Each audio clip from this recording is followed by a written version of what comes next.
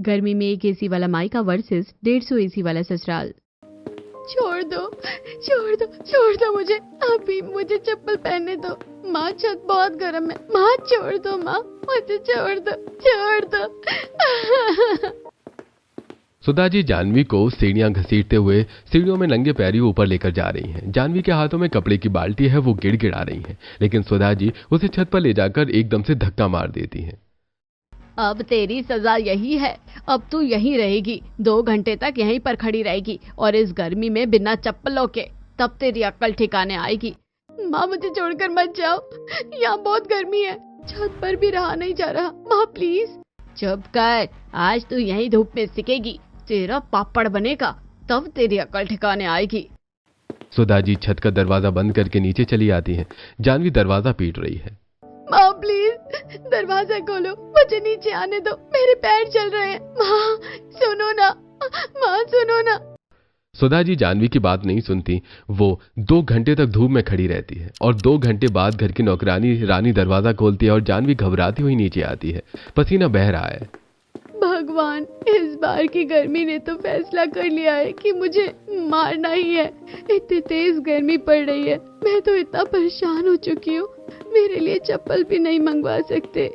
जैसे ही जानवी सीढ़ियों से नीचे उतर कर आती है, तभी सुधा जी कमरे से उसे आवाज लगाती हैं। अरे ओ करमजली, इधर आ, तुझे समझ नहीं आता क्या? इतनी तेज गर्मी हो रही है, तुझे सुबह से बोला हुआ था कि हमारे लिए कुछ रूह अफ़ज़ा वगैरह बना दे, ठंडा ठंडा, इसलिए तुझे बुलाया था ना नीचे। कहाँ मरती रहती है पता नहीं। तेरी की, मुझे इसकी सजा मिली है कि मैंने इनके लिए ठंडा पानी नहीं बनाया और मुझे धूप में खड़ा होना पड़ा। माँ अभी बनाकर लाई। जानवी लड़खड़ाती हुई घबराकर रसोई में रूह अफ़ज़ा बनाने लगती है। कुछ देर बाद वो एक ट्रे में रूह अफ़ज़ा का गिलास लेकर एसी वाले कमरे की तरफ जाती है। जैसे ही जानवी कमरे में घुसने लगती है तो तेरी हिम्मत कैसे हुई इस कमरे के अंदर आने की? खड़ी हो जा बाहर, तेरी औकात नहीं है बिना पूछे इस एसी वाले कमरे में घुसने की। लेकिन माँ, मैं बस ये शरबत देने आई थी। चुप कर और निकल यहाँ से। प्रिया, जाकर इससे शरबत लेकर आ। प्रिया जानवी से शरबत की ट्रे लेती है और सुधा जी जानवी को एक बॉल खींचकर मारती हैं। प्रिया उसको धक्का मारकर रूम से बाहर निकाल देती है।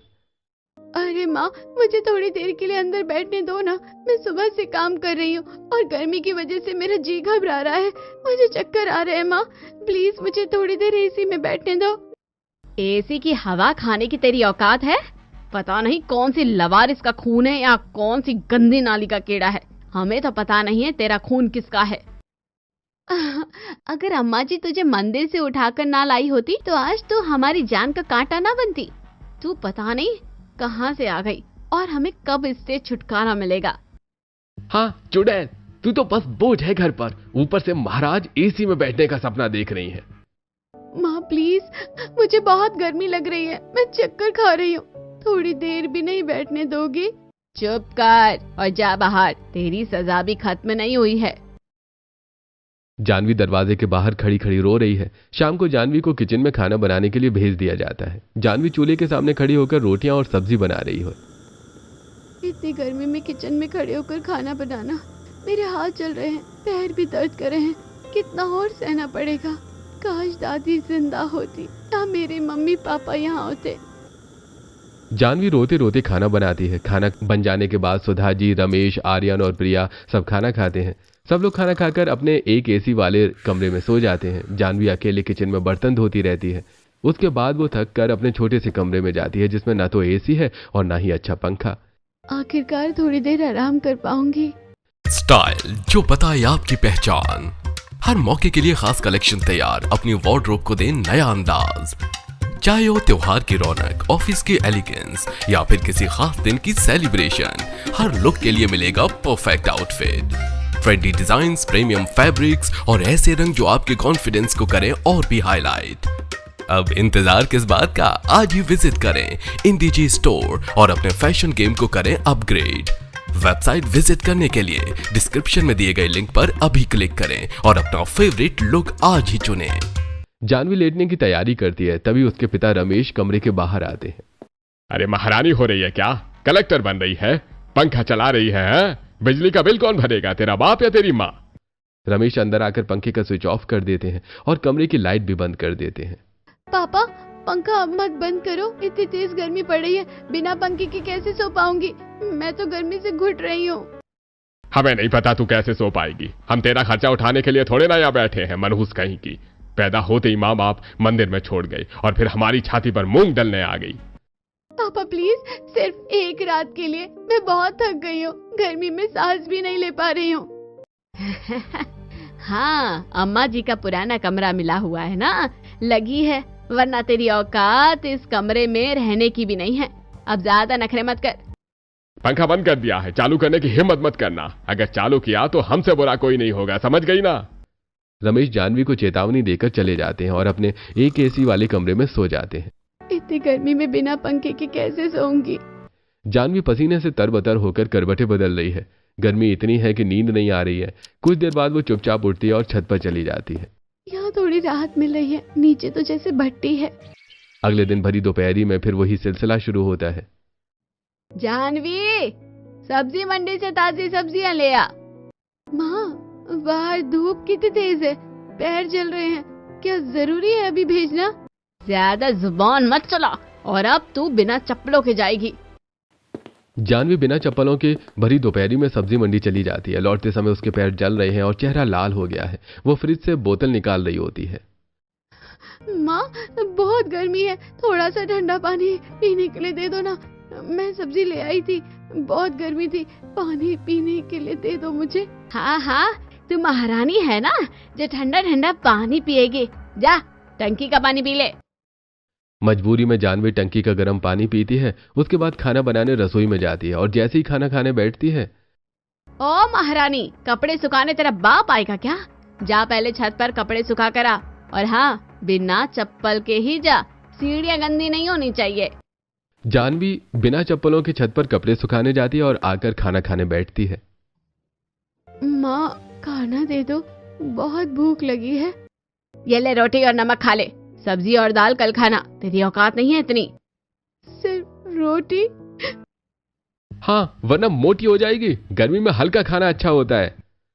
जानवी चुपचाप रोटी और नमक खाती है। भरी दोपहरी में सब्जी मंडी भेजना, बिना चप्पल के छत पर कपड़े सुखाने भेजना, खाने में सिर्फ रोटी नमक देना, ठंडा पानी न देना, पंखा बंद करके अंधेरे कमरे में सोने को मजबूर करना, जैसे टॉर्चर उस पर किया जाता है। एक दिन दोपहर में जानवी मंदिर चली जाती है। वो देवी माता की मूर्ति के सामने घुटनों के बल बैठ जाती है। देवी माता, मुझे पता नहीं मेरे माँ बाप कौन है। दादी मुझे छोड़कर चली गई, आप भी मुझे क्यों नहीं उठा लेती? मैं यहाँ रोज गर्मी में जल रही हूँ, कोई मेरी परवाह नहीं करता, प्लीज मुझे ले लो। तभी पीछे से पंडित विष्णु शास्त्री आते हैं और जानवी को रोता देखकर बोलते हैं, अरे बेटिया, ऐसी बातें क्यों कर रही है? ऐसे मरने की बात नहीं करते बेटा। तेरी दादी मरने से पहले मुझे तेरी जिम्मेदारी सौंप कर गई थी। अब तू चिंता मत कर, तेरे लिए रिश्ता देखा जा रहा है, शादी हो जाएगी तो सब ठीक हो जाएगा। पंडित जी, मुझे यहाँ बहुत तकलीफ हो रही है, गर्मी में सांस नहीं ले पा रही हूँ, ये लोग मेरा जीना मुहाल कर रहे हैं। बस थोड़ा और सब्र कर ले, घर जा, मैं सब संभाल लूंगा। जानवी घर लौट आती है। कुछ दिनों बाद पंडित जी जानवी के घर आते हैं। सुधा जी सुनिए, मैं जानवी के लिए एक रिश्ता लेकर आया हूँ। परिवार साधारण सा है, शादी करवा दे तो इसकी जिम्मेदारी भी खत्म हो जाएगी। लेकिन पंडित जी, हम कुछ नहीं दे पाएंगे दहेज में, और शादी में भी जाने का झंझट हम क्यों उठाएं? हम इस अनाथ के लिए कुछ नहीं कर सकते। हाँ, हमारी हालत आप जानते ही हैं, और हमारे खुद के 2 बच्चे हैं। अरे आप लोग चिंता मत कीजिए, मैंने उन परिवार वालों से बात कर ली है, वो समझदार हैं। आप लोगों को आने जाने की जरूरत नहीं है, मैं ही सारी चीजें संभाल लूंगा और शादी करवा दूंगा। ठीक है पंडित जी, वैसे भी हमें इससे छुटकारा चाहिए, आप जो ठीक समझे कर लीजिए। हाँ, आप ही सब देख लीजिए। पंडित जी घर से बाहर निकलते हैं। वो अकेले में सोच रहे होते हैं। अच्छा हुआ कि मैंने उन लोगों के सामने साधारण परिवार बताया। अगर उन्हें पता चल जाता कि मेहता परिवार बहुत अमीर है और उनके घर में 150 एसी लगे हैं तो ये लोग नहीं मानते। शांति देवी ने मरने से पहले मुझे सब कुछ बता दिया था। जानवी की जिंदगी तो बच जाएगी इस नरक से। पंडित विष्णु शास्त्री ने जानवी का रिश्ता एक बहुत बड़े और अमीर खानदान में पक्का कर दिया था। उनके विशाल बंगले में कुल 150 एसी लगे हुए थे। शादी से 2 दिन पहले पंडित जी जानवी को बस में बिठाकर मेहता परिवार के शहर ले जा रहे हैं। पंडित जी, क्या होगा अगर वो लोग मुझे पसंद नहीं करेंगे? बिटिया बिल्कुल चिंता मत कर, वो लोग बहुत अच्छे और संस्कारी हैं। उन्हें एक सुशील सादगी भरी लड़की चाहिए थी। पंडित विष्णु शास्त्री जानवी को लेकर मेहता परिवार के भव्य बंगले पर पहुंचते हैं। जानवी और विक्रम मेहता का रिश्ता पक्का हो जाता है। परिवार में शादी की तैयारियां बड़ी धूमधाम से शुरू हो जाती हैं। आज जानवी का हल्दी का फंक्शन है। पूरा हॉल फूलों से सजाया गया है। जानवी को एक बेहद खूबसूरत पीली हल्दी वाली ड्रेस दी गई है। मंजुला और कमला जी खुद जानवी के हाथों, पैरों और चेहरे पर हल्दी लगा रही होती हैं। बेटा जानवी, आज से तू हमारे घर की बहू और बेटी दोनों है। मेरी पोती जैसी है तू, बहुत प्यारी लग रही है। शाम को मेहंदी का फंक्शन शुरू होता है। जानवी के दोनों हाथों और पैरों में डिजाइनर मेहंदी लगाई जा रही है। भाभी, आपके हाथ देखिए कितने सुंदर लग रहे हैं। इतनी सुंदर मेहंदी मेरे मायके में तो कभी ऐसी मेहंदी भी नहीं लगी। आखिरकार शादी का दिन आ जाता है। जानवी और विक्रम के साथ 7 फेरे होते हैं और विदा होकर जानवी ससुराल आती है। अरे वाह, इतना ठंडा, पूरा घर बर्फ जैसा लग रहा है। वाह, मैं तो मायके में पंखे की एक हवा के लिए तरसती थी। यहाँ तो हर कमरे में एसी चल रहा है। इतनी ठंडक, मुझे लग रहा है जैसे स्वर्ग में आ गई हूँ। तभी सिमरन तेजी से आती है। अरे भाभी, भाभी, भाभी, चलो भैया के कमरे में चलते हैं। मैं आपको आपका कमरा दिखा देती हूँ। सिमरन जानवी का हाथ पकड़कर उसे ऊपरी मंजिल पर ले जाती है। कमरा बहुत बड़ा है और शानदार है। बीच में सेंट्रल एसी लगा हुआ है। कमरा फूलों और हल्की खुशबू से महक रहा है। भाभी, आप यहाँ बैठो, भैया थोड़ी देर में आ जाएंगे। जानवी बेड पर बैठ जाती है। कुछ देर बाद 2 नौकर ट्रॉली लेकर कमरे में आते हैं। ट्रॉली में तरह तरह के ड्राई फ्रूट्स, ताजे फल, जूस, शरबत और ठंडी चीजें सजी हुई होती हैं। भाभी, शादी में बहुत थकान हो गई होगी ना, कुछ खा लो, भूख लग रही होगी। नहीं नहीं सिमरन, मुझे भूख नहीं लग रही है, लेकिन मुझे बहुत अच्छा लग रहा है। इतना ठंडा ठंडा ठंडा ठंडा सा लग रहा है। तभी सास मंजुला कमरे में आती है। वो जानवी के पास बैठ जाती है और उसके सिर पर प्यार से हाथ फेरती है। बेटा, पंडित जी ने हमें सब कुछ बता दिया था। तुम्हारे मायके में तुम्हें कितनी तकलीफ हुई, कितनी गर्मी में जलना पड़ा, सब पता है हमें। जानवी की आंखों में तुरंत आंसू आ जाते हैं। वो सिर झुका लेती है। बेटा, तुम चिंता मत करो, आज से मैं तुम्हारी माँ हूँ। ये परिवार अब तुम्हारा मायका भी है और ससुराल भी। यहाँ कोई तुम्हें गर्मी नहीं सताएगी। रात को जब जानवी अकेले अपने बेडरूम में होती है तो वो पंडित जी को फोन लगाती है। पंडित जी, आपने तो कहा था परिवार साधारण सा है, लेकिन यहाँ तो हर तरफ एसी है। पूरा घर बहुत बड़ा है, अमीर है। मुझे यकीन नहीं हो रहा। बिटिया, मैंने तेरे मायके वालों को जानबूझकर साधारण बताया था ताकि वो ज्यादा दहेज या शर्त न रखे।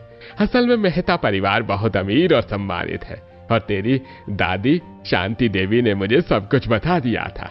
वो चाहती थी कि तू अच्छे और सुखी घर में जाए। अब तो खुश रहना। वो गर्मी का नरक तेरी जिंदगी से हमेशा के लिए खत्म हो गया।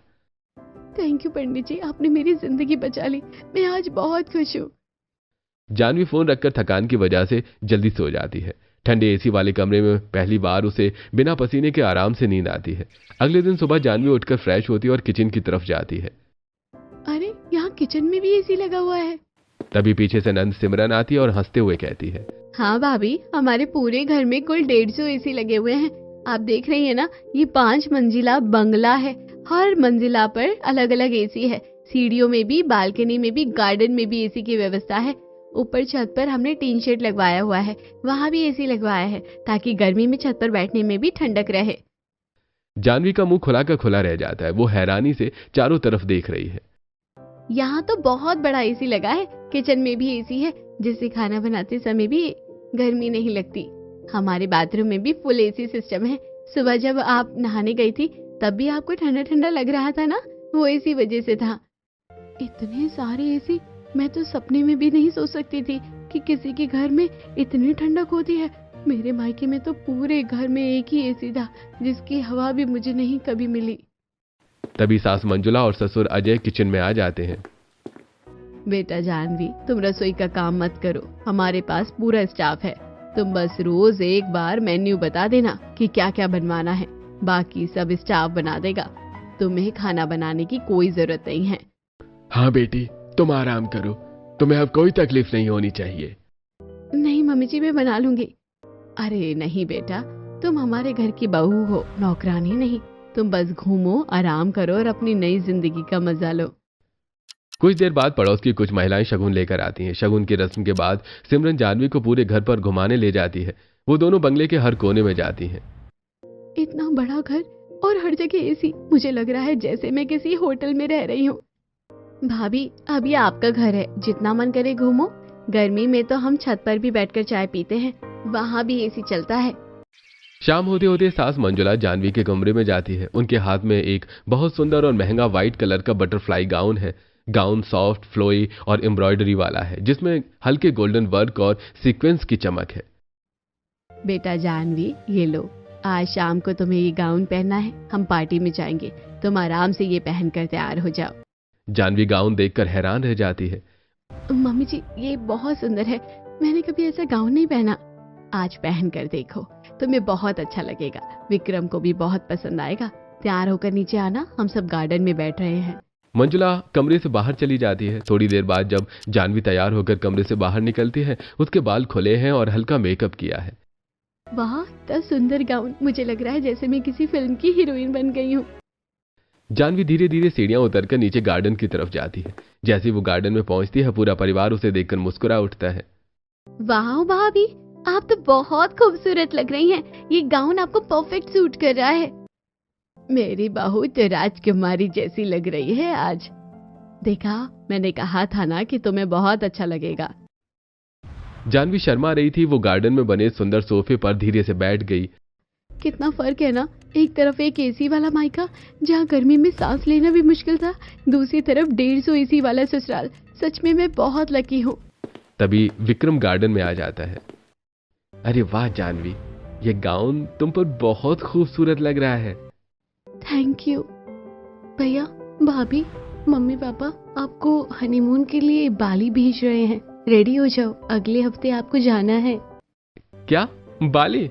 अरे वाह, क्या बात है, मजा आ जाएगा। शादी के कुछ दिनों बाद विक्रम जानवी को फ्लाइट से हनीमून पर बाली के पहाड़ों ले गया। दोनों घूमने फिरने के लिए निकल पड़े। विक्रम, देखो कितनी सुंदर नदी है, पानी कितना साफ और ठंडा है। पसंद आ रही है? तो तैयार हो जाओ, आज हम राफ्टिंग करने वाले हैं। राफ्टिंग? मुझे तो डर लग रहा है, लेकिन चलो, मैं पहली बार ट्राई करूंगी। दोनों ने व्हाइट वाटर राफ्टिंग की। ठंडे पानी की तेज धार में राफ्ट ऊपर नीचे हो रहा था। जानवी चीख रही थी और हंस भी रही थी। विक्रम, ये बहुत मजेदार है, लेकिन डर भी लग रहा है। पानी कितना तेज है।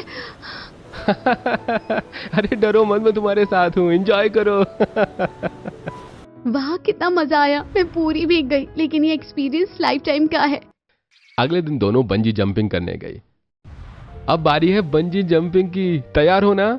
विक्रम, इतनी ऊंचाई, मेरा दिल जोर जोर से धड़क रहा है। क्या मैं कर पाऊंगी? तुम कर सकती हो जानवी, मैं पहले जंप करूंगा, फिर तुम आना, ट्रस्ट मी।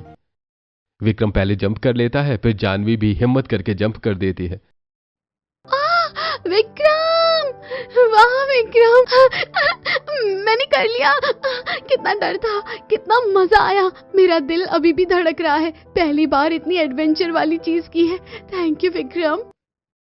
तुम बहुत ब्रेव हो, तुम्हारी ये खुशी देखकर मुझे बहुत अच्छा लग रहा है। हनीमून के दौरान दोनों ने और भी एडवेंचर एक्टिविटीज की और तरह तरह के गेम्स खेले। हनीमून से वापस आने के बाद दोनों बहुत सारे खूबसूरत गिफ्ट्स लेकर आए थे। मम्मी जी, ये आपके लिए। सिमरन, ये तुम्हारे लिए। पापा जी, ये आपके लिए वॉच। दादी जी, आपके लिए शॉल। वाह भाभी, इतने सारे गिफ्ट, थैंक यू। बेटा, तुम्हें इतना ख्याल रखने की जरूरत नहीं थी। आप सबने मुझे इतना प्यार दिया, ये मेरी तरफ से छोटा सा तोहफा है। अरे बेटा, तू इतनी कमजोर हो गई है, हमने तो सोचा कि हनीमून से मोटी ताजी होकर आएगी। लगता है तुम लोगों ने खूब एंजॉय किया है, लेकिन खाना पीना ठीक से नहीं खाया है। नहीं मम्मी जी, हमने बहुत एंजॉय किया। मंजुला तुरंत केसर वाला दूध बनाकर लाती है और जानवी को पिलाती है। रात को जानवी अपने कमरे में आराम से सो जाती है। अगले दिन सुबह जानवी की नींद देर से खुलती है। वो घबरा कर उठती है और जल्दी जल्दी तैयार होकर नीचे जाती है। मम्मी जी, मुझे बहुत देर हो गई है, सॉरी। अरे बेटा, कोई टेंशन नहीं है, आज के जमाने में कौन इतनी सुबह उठता है और इतनी गर्मी में कौन साड़ी पहनता है। रुको तुम। मंजुला अपनी बेटी सिमरन को बुलाती है। सिमरन, आज तुम अपनी भाभी को शॉपिंग करा कर ले आओ। जानवी को नए कपड़े, गाउन, एथनिक वियर और जो भी चाहिए सब खरीद लाना। हाँ मम्मी, चलो भाभी, आज हम दोनों खूब शॉपिंग करेंगे। शॉपिंग मॉल में सिमरन जानवी को बहुत सारे कपड़े खरीद कर देती है। वो सिंपल और सुंदर सूट, कोट स्टाइल छोटे छोटे टॉप्स, सभ्यता वाली कुर्तियां और हल्के कॉटन के सूट सिलवाती है। जानवी को हल्के, आरामदायक और गर्मी में पहनने वाले कपड़े खरीदे जाते हैं। भाभी, ये वाले कॉटन के सूट गर्मी में बहुत अच्छे लगेंगे। ये कोट स्टाइल टॉप्स भी ट्रेंडी है। इतने सुंदर कपड़े मुझे बहुत अच्छे लग रहे हैं। मुझे लग रहा है जैसे सपना देख रही हूँ। भाभी, अब ये सब तुम्हारा है, जितना मन है खरीदो। शॉपिंग के दौरान जानवी की नजर एक आइसक्रीम पार्लर पर पड़ती है। वो थोड़ी देर तक आइसक्रीम देखती रहती है। क्या भाभी, तुम्हारा मन कर रहा है आइसक्रीम खाने का? अरे कोई बात नहीं, खाएंगे, लेकिन ये वाली मार्केट वाली नहीं खाएंगे। घर चलकर हमारी स्पेशल शुगर फ्री आइसक्रीम खाएंगे। शाम को दोनों शॉपिंग करके घर लौट आते हैं। बहुत सारे बैग्स लेकर थकी हुई जानवी को देखकर मंजुला कहती है, बेटा तुम थोड़ा आराम कर लो। अगर चक्कर आ रहा है तो या थकान लग रही है तो ज्यादा आराम करो, जाकर लेट जाओ। जानवी अपने कमरे में जाकर आराम करने लगती है। उसी समय दादी सास कमला किचन में अपनी स्पेशल शुगर फ्री आइसक्रीम बनाकर जानवी के कमरे में आई। बेटा जानवी उठो, मैंने तुम्हारे लिए स्पेशल शुगर फ्री आइसक्रीम बनाई है। दादी जी, आपने मेरे लिए आइसक्रीम बनाई शुगर फ्री? हाँ बेटा, मुझे सिमरन ने बताया था तुम्हें आइसक्रीम खानी थी ना, इसलिए मैंने खास तुम्हारे लिए शुगर फ्री आइसक्रीम बनाई है। खा लो, ठंडी ठंडी है। वाह दादी जी, कितनी स्वादिष्ट है, अब बहुत अच्छी है। जानवी आइसक्रीम खाते हुए बहुत खुश थी। कुछ दिनों बाद घर में बर्थडे पार्टी का इनविटेशन आता है। पूरा परिवार खुशी से जश्न मना रहा है, लेकिन जानवी अचानक भावुक हो जाती है। वो एक कोने में बैठकर रोने लगती है। पता नहीं मेरे असली माँ बाप कौन है। दादी मुझे छोड़कर चली गई। तभी सास मंजुला और दादी सास कमला वहां आ जाती हैं। वो जानवी को रोता देखकर उसके पास बैठ जाती हैं। बेटा क्या हुआ, क्यों रो रही हो? मम्मी जी, आज अगर मेरे मम्मी पापा होते तो मेरा बर्थडे भी मनाते, लेकिन मुझे अपने माँ बाप के बारे में कुछ भी नहीं पता। अरे मेरी बच्ची, अब रो मत। आज से हम ही तेरे माँ बाप हैं। ये पूरा परिवार तुम्हारा है। जानवी उदास होकर रोते रोते सो जाती है और तभी उसका परिवार ने चुपके से प्लान बनाता है कि जानवी को सरप्राइज बर्थडे पार्टी देंगे। हम लोग भाभी को सरप्राइज बर्थडे पार्टी देंगे, लेकिन उसके लिए भाभी को घर से बाहर जाना होगा। लेकिन कैसे? हम उसे कहाँ जाने के लिए कह सकते हैं? मेरे पास एक आइडिया है। मैं उसको धुरंधर 2 मूवी दिखाने ले जाता हूँ। वो पिक्चर 4 घंटे की है, तब तक आप लोग तैयारी कर पाएंगे। बहुत अच्छे। ठीक है, मैं जन्मदिन की तैयारी करवाता हूँ, तुम उसे अपने साथ ले जाओ। विक्रम जानवी को अपने साथ धुरंधर 2 दिखाने के लिए ले जाता है और वहीं से वो उसे एक मॉल ले जाता है। विक्रम, हम मॉल क्यों आए हैं? अरे बस थोड़ी शॉपिंग करनी है। मॉल में विक्रम ने जानवी को एक बहुत सुंदर पर्पल कलर का रॉयल गाउन दिलवाया, जिसका लुक प्रिंसेस जैसा था। साथ में उसने डायमंड की नेकलेस, इयररिंग्स और ब्रेसलेट भी दिलवाई। फिर विक्रम ने जानवी को एक हाई एंड सैलून में ले जाकर उसके बालों का खूबसूरत हेयर स्टाइल बनवाया। विक्रम, ये सब क्यों? मैं इतनी तैयार क्यों हो रही हूँ? क्योंकि तुम्हारे लिए जरूरी है।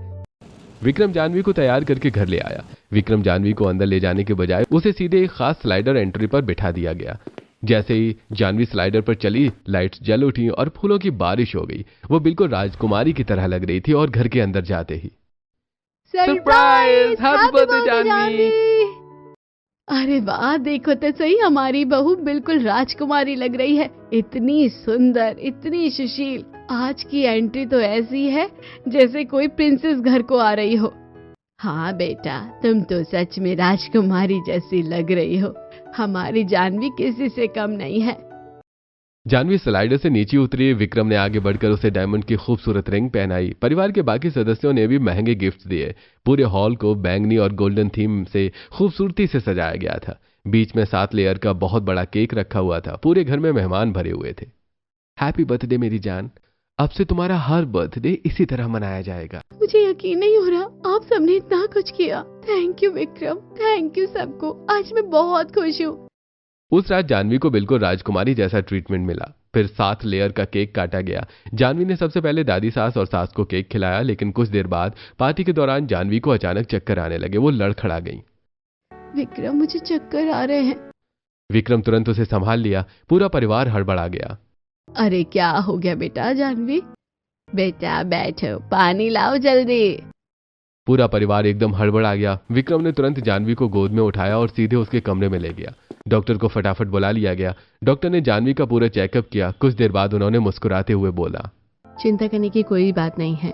जानवी बेहोश इसलिए हुई है क्योंकि वो प्रेग्नेंट है। लगभग 6-7 हफ्ते की प्रेगनेंसी है। गर्मी, थकान और पार्टी की भीड़ भाड़ की वजह से चक्कर आ गया और वो बेहोश हो गई। ये सुनते ही कमरे में खुशी की लहर दौड़ गई, लेकिन जानवी हैरान और घबराई हुई थी। प्रेग्नेंट? मैं माँ बनने वाली हूँ? हाँ जानवी, हम पेरेंट्स बनने वाले हैं। बहुत बहुत कंग्रेचुलेशंस। बेटा, अब तुम्हें बहुत आराम करना होगा। गर्मी में पहले भी तुम बहुत परेशान हो रही हो, इसलिए अब हम कोई रिस्क नहीं लेंगे। हमारे घर में नई मेहमान आने वाली है, बहुत खुशी की बात है। उसके बाद से पूरा परिवार जानवी का और भी ज्यादा ख्याल रखने लगा। कुछ दिन के बाद जब जानवी मंदिर जाना चाहती थी तो मम्मी जी, मैं मंदिर जाना चाहती हूँ, मन्नत मांगी है। हाँ बेटा, मंदिर चलेंगे, लेकिन नंगे पैर नहीं, तुम कार में बैठकर जाओगी। लेकिन माँ, मैंने नंगे पैर मन्नत मांगी थी। बेटा, अब तुम्हारी हालत अलग है। गर्मी में धूप में खड़े होने से तुम्हें और तुम्हारे बच्चे को नुकसान हो सकता है। हम ओपन रूफ कार मंगा लेते हैं, तुम उसमें जाना। घर वाली जानवी को धूप में बिल्कुल नहीं जाने देते थे। अगर कभी किचन में वो खाना बनाने लगती और उसे पसीना आने लगता तो मंजुला तुरंत उसे रोक देती। अरे बेटा, किचन में पसीना आ रहा है, निकलो बाहर, तुम्हें अब गर्मी बिल्कुल नहीं लगनी चाहिए। इसी तरह एक दिन जानवी कमरे में आराम कर रही थी। उसके कमरे का एसी खराब हो गया था। तभी सास मंजुला जब कमरे में आई तो उन्हें गर्मी महसूस हुई। अरे जानवी, तुम्हारे कमरे में इतनी गर्मी क्यों है? एसी खराब हो गया है क्या? जी मम्मी जी, थोड़ी गर्मी लग रही थी, लेकिन मैं सो गई थी। अरे बेटा, कंपनी का एसी खराब हो गया है, तुम्हें बताना चाहिए था ना। गर्मी में तुम्हारी तबीयत खराब हो जाएगी तो कौन जिम्मेदार होगा? उस दिन से परिवार ने जानवी के कमरे में नया एसी लगवाते हैं। भगवान, मेरे ससुराल वाले मुझसे कितना प्यार करते हैं। प्रेगनेंसी में गर्मी जानवी को बहुत परेशान करने लगी। उसे पहले की तरह गर्मी बर्दाश्त नहीं हो रही थी। एक दिन अचानक पूरे मोहल्ले में पावर कट हो गया। पूरे घर की लाइट चली गई और गर्मी तेज हो गई। जानवी के कमरे में भी गर्मी बढ़ने लगी। वो बेचैन हो गई, घबराहट होने लगी और उल्टी करने लगी। विक्रम, बहुत गर्मी हो रही है, मुझे सांस लेने में तकलीफ हो रही है, उल्टी आ रही है। पूरा परिवार एकदम हड़बड़ा गया। अरे बेटा, क्या हो गया? मम्मी, पावर कट हो गया है, जानवी को गर्मी लग रही है। जनरेटर ऑन कर दो जल्दी, बेचारी इतनी गर्मी में कैसे रहेगी। विक्रम तुरंत एक्शन में आ गया। जनरेटर अभी मंगवाते हैं, लेकिन इतनी जल्दी नहीं आएगा। बेटा, इतना इंतजार नहीं कर सकते, जानवी की तबीयत खराब हो रही है। तुरंत इलेक्ट्रिक मैनेजर को फोन करो और अगर जरूरत पड़ी तो मिनिस्टर साहब से भी बात करो। विक्रम ने तुरंत इलेक्ट्रिक विभाग के सीनियर ऑफिसर को फोन लगाया। अजय ने भी अपने कॉन्टेक्ट से बात की। साहब, मेरी पत्नी प्रेग्नेंट है, पूरे मोहल्ले में पावर कट है, हमारी घर में गर्मी बहुत बढ़ गई है, तुरंत पावर रिस्टोर करवाइए। मिनिस्टर से भी बात की गई। सिर्फ 15-20 मिनट में पूरे मोहल्ले की पावर वापस आ गई। उधर घर में विक्रम और अजय ने तुरंत एक बड़ा जनरेटर भी मंगवा लिया था, जो 30 मिनट में आ गया। आज तक किसी ने मेरी परवाह तक नहीं की और यहाँ सब मुझे कितना प्यार करते हैं। मैं सच में बहुत लकी हूँ। वहीं एक दिन जानवी बालकनी में बैठी थी। घर की बालकनी में भी खास इंतजाम था। बेटा, ये पर्दा डाल दो, एसी चला दो, आराम से बैठो और बाहर का नजारा भी देख सकती हो। गर्मी बिल्कुल नहीं लगेगी। थैंक यू मम्मी जी। एक दिन जानवी चेकअप के लिए डॉक्टर के पास जा रही थी। इस बार वो सास अंजुला के साथ कार में बैठी थी। कार का एसी फुल स्पीड पर चल रहा था। रास्ते में अचानक जानवी पर सुधा, रमेश और प्रिया की नजर पड़ी। अरे वो जानवी नहीं है क्या? हाँ, वही तो लग रही है, इतनी बड़ी कार में एसी वाली। जानवी और मंजुला कार में बैठकर घर लौट रही थी। तभी सुधा, रमेश और प्रिया ने उनकी लग्जरी कार का पीछा करना शुरू कर दिया। कार आकर एक बड़े से महल जैसे बंगले के सामने रुकी। जानवी और मंजुला अंदर चली गईं। देखा, ये तो उसी के ससुराल का बंगला है। इतना बड़ा महल। चलो अंदर चलकर पता करते हैं। तीनों अंदर घुस गए। जैसे ही उन्होंने अंदर का नजारा देखा, हर तरफ एसी चल रही थी, ठंडक फैली हुई थी, लग्जरी फर्नीचर, बड़े बड़े कमरे। तो उनके मुंह खुले के खुले रह गए। यहाँ तो हर जगह एसी है, कितनी ठंडक है। पंडित जी ने तो हमें बताया था कि साधारण परिवार है, ये क्या धोखा है? वो तीनों सीधे पंडित विष्णु शास्त्री के पास गईं और उनसे लड़ने लगी। पंडित जी, आपने हमें धोखा दिया। आपने कहा था कि लड़का साधारण परिवार का है, लेकिन ये तो 150 एसी वाला महल है। आपने उस अनाथ की शादी ऐसे अमीर घर में कर दी और हमें कुछ बताया तक नहीं। मैंने झूठ नहीं बोला, मैंने सिर्फ इतना कहा था कि परिवार अच्छा है। जानवी की दादी शांति ने मुझे वचन दिया था कि मैं उनकी पोती को अच्छे घर में ब्याहूं। मैंने सिर्फ वही किया। अरे वो लोग उस अनाथ को राजकुमारी की तरह रख रहे हैं और हमें कुछ पता ही नहीं है। कुछ दिन बाद सुधा, रमेश और प्रिया मेहता परिवार के बंगले पर पहुंच गए। जब उन्होंने बैल बजाई तो पूरा परिवार बाहर आ गया। बहन जी, हमें तो कुछ पता नहीं था। पंडित जी ने हमें बताया ही नहीं कि हमारी बेटी की शादी इतने बड़े घर में हो रही है। हम तो सोचते थे कि इसके असली माँ बाप मिल गए हैं। हम तो अपनी बेटी को राजकुमारी की तरह रखना चाहते थे, उसके कन्यादान का पूरा अधिकार चाहते थे। अब आप लोग यहाँ क्यों आए हैं? जानवी अब हमारी बेटी और बहू है। हम गलती मानते हैं, हमें नहीं पता था कि हमारी बेटी इतनी भाग्यवान है। तभी दादी सास कमला आगे आई। जानवी की असली दादी शांति देवी ने ही पंडित जी को सब कुछ बताया था। उन्होंने मुझे भी बताया था कि जानवी को इस नर्क से निकालना है। हमने जानवी को सिर्फ इसलिए इतना प्यार दिया क्योंकि वो इस लायक है। तो अब क्या करें? हमें तो हमारी बेटी से मिलना है। समझ रही हूँ। बताओ तुम्हें कितनी कीमत चाहिए?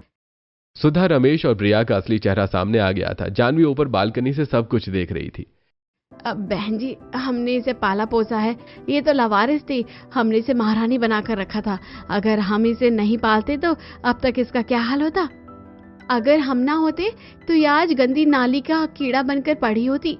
ये सुनते ही मंजुला का खून खौल उठा। वो आगे बढ़ी और सुधा के गाल पर जोरदार थप्पड़ मार दिया। चुप!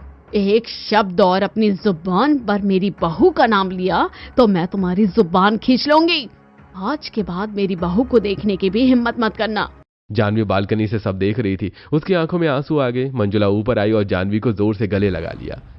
रो मत बेटा, अब तुम्हें किसी की कमी महसूस नहीं होने दूंगी। मैं तुम्हारी माँ हूँ। तभी अचानक जानवी को तेज लेबर पेन शुरू हो गया। मम्मी जी, बहुत दर्द हो रहा है। जानवी, डॉक्टर को बुलाओ, जल्दी कार निकालो। पूरी फैमिली हड़बड़ा गई। जानवी को तुरंत हॉस्पिटल ले जाया गया। कुछ घंटों बाद उसने एक सुंदर बेटे को जन्म दिया। डिलीवरी के बाद जब जानवी और बेबी घर आई तो पूरा परिवार बेटे को राजकुमार की तरह सजाकर रख रहा था। हमारी बहू को तो हमने राजकुमारी बनाकर रखा था, अब इसके बेटे को भी राजकुमार बनाकर रखेंगे ना। हमारे घर का चिराग है ये। जानवी बेड पर लेटी हुई सब देख रही थी। उसकी आंखों में खुशी के आंसू थे। जिसके मायके में सिर्फ एक एसी था और वो भी मुझे कभी नहीं मिलता था, आज मुझे 150 एसी वाला ससुराल मिला। मैंने कभी सपनों में भी नहीं सोचा था कि मेरी जिंदगी इतनी बदल जाएगी।